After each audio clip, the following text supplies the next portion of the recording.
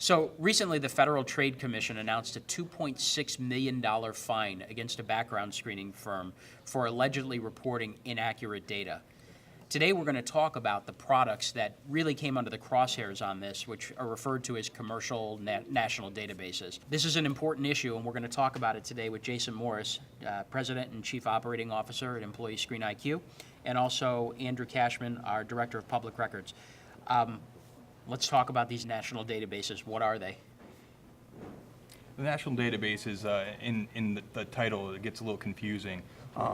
It says national, but yet it's, which is correct because it's a lot of information from a lot of different places around the country.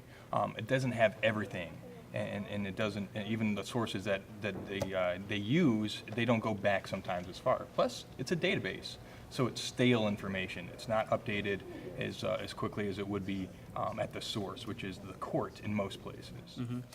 I think a more accurate way to describe them would be multi-jurisdictional database, and you have to look at them because they're put forth by commercial companies. So there's 10 different ones that have 10 different names, and they're put out by 10 different companies, and they're all different. Mm-hmm. They all try to get good source data, but they're all different in how often they get the data, and how often they update the data, and how they normalize the data once they get it. So they're all different, and I think that's important to know.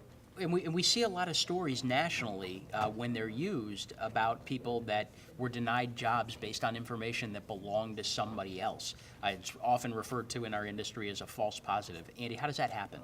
Well, what happens is in these type of cases, the information in these databases, you're going to search and they're going to be filed by a name. And you'll solidify that with a date of birth. Sometimes Social Security number information is involved there, but you're not searching by that type of singular information. And so what you want is you want to understand that in the first place that, when it comes to names, you have to have some kind of science. We've developed a common name spreadsheet that helps us in filtering hits that come back and may not be the person. And we have to understand when to pursue and when not to. And so it's really important to use individual attention and to analyze these records individually. Yeah, so it's important really to note that this is a good search. It's not a bad search, but it's a complement, right? It's a complement, but it's an important complement because, again, you're in this industry, are you fishing with a rod or a net? And we want to fish with a net.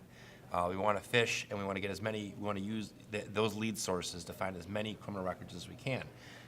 So, one of the statistics that we recently found is, we do these studies every year. A company that screens with a national database is going to find 19% more records than a company that doesn't use one. So, as you can see, you're missing quite a few records by not doing it. So it's definitely something I would add on anything. And I want to make sure that we explain that a little bit further. So it's 19% more records when you're running a comprehensive criminal search. Right. Yeah, okay. In terms of best practices with using these, Andy, what should employers be doing with these? Well, as Jason mentioned earlier, they're going to come from different providers, and although all the providers are different and they have different information, that information comes back in a big variety, and a lot of it's the same type of information. What you want to do is make sure that you develop the filtration that's going to not discount any real hits. Yes, we're looking to weed out the things that might not belong to our applicants, but you also probably should run a filter when you're doing this that still brings those in so that you can find the ones that are hiding.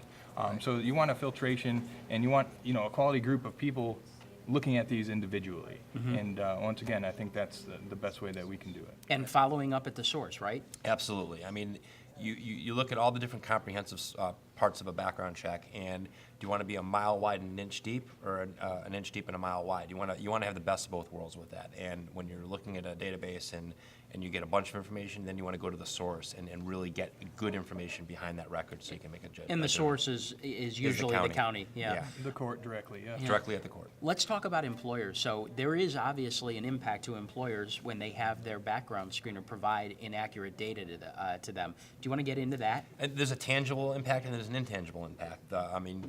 First of all, you're going to get sued. As an employer, if you're using the information improperly or you're reporting bad information that's not accurate, there's going to be a lawsuit there. Your background screening company is going to be sued, and you're, of course, going to be sued as the employer. But there's also the impact, the candidate experience. Do you want to be that employer that does a really bad background check? You're known for that. Nobody wants to come work there because you'll be labeled the wrong way. And it's very important from a candidate experience standpoint to make sure that you're doing it properly and that you're known as doing it properly. And I'd actually, as well with that, be very upfront with the applicant and let them know exactly what you're going to do when you're doing a background check, because that helps too. Yeah, and I think, the other thing that goes hand in hand with that is it does actually, it can impact your employer brand. I mean, the worst thing an employer can do is have a news story come out where they didn't hire somebody based on a record that didn't belong to them.